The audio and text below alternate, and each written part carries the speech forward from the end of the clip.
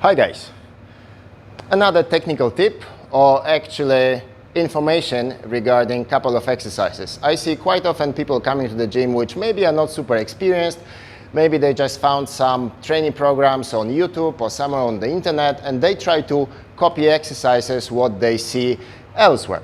And as much as this is all fine, everybody has to start from somewhere, and some of these proposed programs probably are better than nothing. It is important that you do understand what you are actually copying. One of the things I often see in the gym is using some form of elevation for the exercises. And as much as this form usually allows you for a larger range of motion, people don't really understand it and they don't take full advantage of the exercise. I'll give you a couple of examples of what I see pretty often, even just not further like today. Deficit split squat. If you would perform split squat on the floor, the furthest you can go with the knee is the floor level.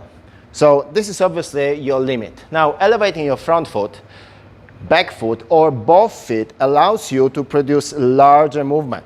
This makes sense, and this works only if you actually take advantage of the elevation. So you come with the knee below the level.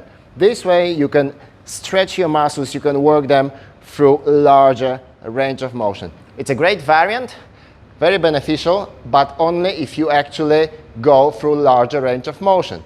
Another typical example is deficit deadlift. Again, comparing to the regular deadlift, which range of motion, regardless what tool you are using, whether it would be barbell or kettlebell or trap bar, would be obviously the floor. So your range of motion would basically, in this case, end at this level. Now, if you want to go through larger range of motion, you could always come up with a little bit higher position.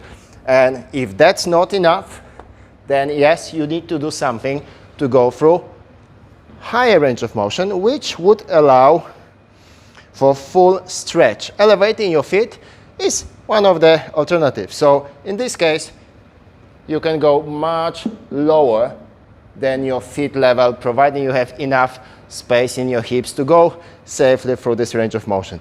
What I see is something like this. Here, it doesn't matter whether I'm standing on the box or on the floor, it's exactly the same.